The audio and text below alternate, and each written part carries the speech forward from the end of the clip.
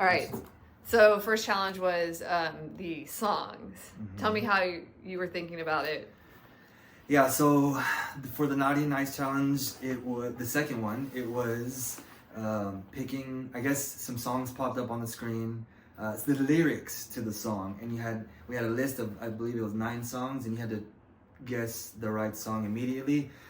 I was thrown off. I thought the 9 songs were gonna blink on the screen, or like 8 songs, and then you got to choose the one that wasn't there. So I didn't know it was gonna be the lyrics. Either way, I wouldn't have got it right. Trinica literally got it in like 5 seconds. So yeah, that's. But the Naughty Nice, like I wouldn't say. I don't know. Sometimes it's good to win it, sometimes it's not. So I wasn't necessarily like trying to win it, but yeah. Okay, so then Trinica wins, and she puts everybody in pairs for What the Bluff. Mm-hmm. Who'd she pair you with, and how were you feeling, and how'd y'all go about it? Hold on. What was his name? Describe him, I can tell you. I just can't. It's not Josh, it's not Tyler. Is it Tyler? No, it's Taylor, Connor. What is it, Connor? Connor's wearing like the hoodie. I think it's light colored. Connor. Light colored. He's got the longer hair. I think so. Always looks like he's stoned. Yes, it has to be Connor. If not, I'm sorry. Okay.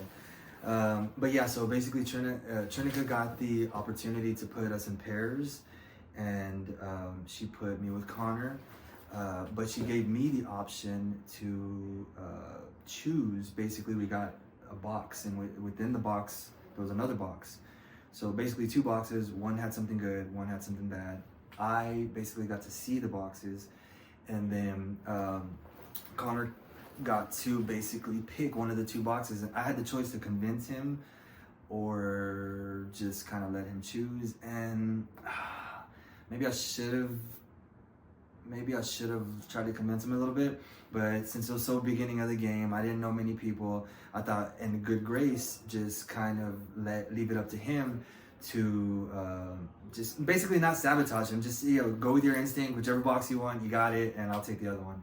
And so it kind of backfired on me because I got the unsafe box, which put me into basically an elimination round. So yeah, you got the unsafe box, and you find out it's like, I forget what the puzzle was called, but you have to do the maze that y'all saw earlier. What's your initial reaction to that, having to do the maze? Yeah, so when I walked in the house, you looked around, and one of the first things you see on a table is a little maze, and it was open for us to play with. At the moment when I first walked in, it had strings, so basically it's like you put the ball in, and you got to get it to the final landing spot. But along the way, obviously it's a maze, and there's a bunch of holes that the ball will just fall out. So they told us we could practice it. Everybody started practicing it, like with the strings. I think what they did was tested everybody with the strings to see if anybody can get close. If not, then they were going to take off the strings and just do it by hand. And so yeah, I got one practice in beforehand. I'm that type of person that, like, I know that in the first try I'm gonna do really good, so I try to save my first tries because then once you think about it too much, then you start messing up and this and that. So I did practice it one time, and then sure enough, it came up in the elimination round. So you find out that Connor has to put y'all in order, and like the first person, you got 5 minutes, I believe, and the time went down as you went. Mm-hmm. How did you go about where you asked to be? Yeah. So Connor basically had the choice to pick somebody to go first. So ended up being 4 of us that were unsafe. Then the 4 of us basically were gonna have to do the maze, but in an order. Connor got to pick the first person, which that first person would get 5 minutes to complete it. Then let's say the first person completed it, the second person would get 4 minutes, third person would get 3 minutes, and so on and so forth, unless somebody just doesn't complete it and they're immediately eliminated. So when Connor brought me into the room to talk, he basically got this advantage because of me. So he gave me the option. He said, do you want to go first, or do you want somebody else to go first? And obviously I told him that I would like to go second. I would rather somebody else go first, preferably somebody who doesn't feel very confident, which there was one person who was stating a lot in front of us that they were not going to get it. They can't hear you. Tell us who it was. Yeah, so Taylor basically was like, I'm gonna go home. It was me, Josh McKenzie, Taylor. Taylor was the one that was like, I'm not gonna get it. So I basically had told Connor to give him the option, to give Taylor the option to go first, to give him the most time, and if not, then I would take it, because strategically you want the most time. So, and I'm very confident in my abilities. So yeah, it ended up being Taylor didn't want to go at all. So didn't want to take the chance to even go. So they ended up putting me first, which makes kind of sense too, because I had the most candy canes, which are like money. They're very valuable in this game. And so, yeah, you know, I like taking risks. So I took a risk on myself, and yeah. So, kind of not too long, but like, how were you feeling the whole time you were competing? The clock's ticking. Like, did they have the clock on the wall, or like? Yes, they did. Okay, so I ended up getting picked to go first, which cool. I get 5 minutes. I really feel like I can do it. The one time I practiced it, I didn't make it all the way through, but I did make it all the way to the end. So I was very confident. We go up there. There's a big clock right in front of me, and basically they say, "Are you ready?" I'm ready.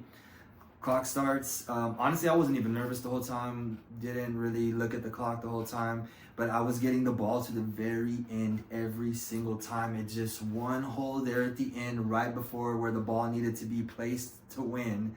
It kept dropping. I'm talking about 15 to 20 times. I made it there every single time to the end, and just wasn't my day. But yeah. Well. How'd you feel when he threw your picture in the fire?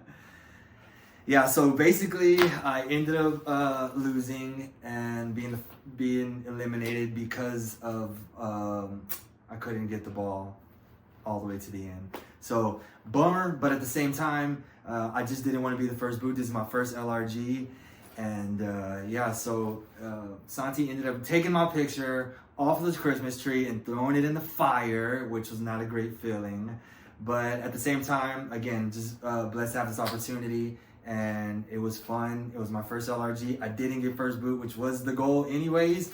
And in a way, this goes for almost every game I play, whether it's orgs or I can foresee it in the future in LRGs. I always go out on my own hand. I always go out in some weird twist. It's not usually a normal elimination. I always go out in doubles or some purge or something like that. So just another day.